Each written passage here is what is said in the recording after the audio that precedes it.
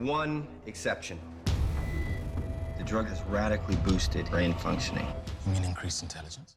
In the new film Rise of the Planet of the Apes, James Franco plays Will Rodman, a scientist who is working on a potential cure for Alzheimer's disease by performing tests on apes. The first subject is a chimpanzee named Caesar, played by Andy Serkis.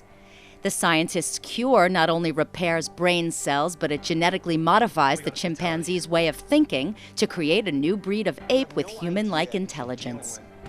Using an Oscar-winning visual effects team, director Rupert Wyatt relied on motion capture and CGI to animate Caesar.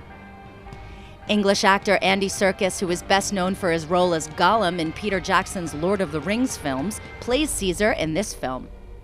James Franco, who plays scientist Will Rodman, talks about acting opposite Andy in the film and the challenges he faced. While we're acting, he is not in an ape suit. He's in, these gray pajama-looking things with sensors all over his body, and he has dots on his face that will help the effects team read his expressions in the computer. So that everything that Andy's doing is captured. So you would think that acting opposite somebody like that and trying to think that they were a chimpanzee would be very difficult, but from the first scene that we had together on, it's been easy because Andy is so, good at the behavior, and he's so connected to what he's doing and, the other actors, that he allows my imagination to take over, and I really can treat him as if he were a chimpanzee. Director Rupert Wyatt talks about the decision to use performance capture in this movie as opposed to makeup and costumes.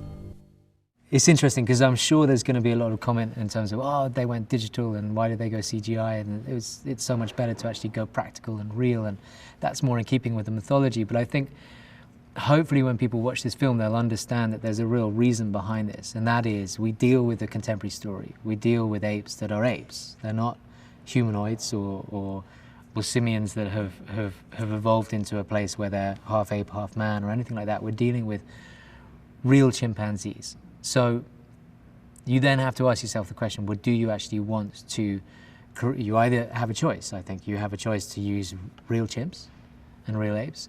You have, I don't think the choice is using makeup, because you can never actually get to a state where you could physically, me as a human being, I'm far larger than a chimpanzee, so I'm never going to be able to achieve that.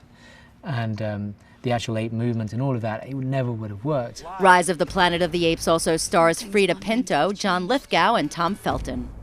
It arrives in theaters this Friday, August 5th. Does it work? Like we predicted. With one exception.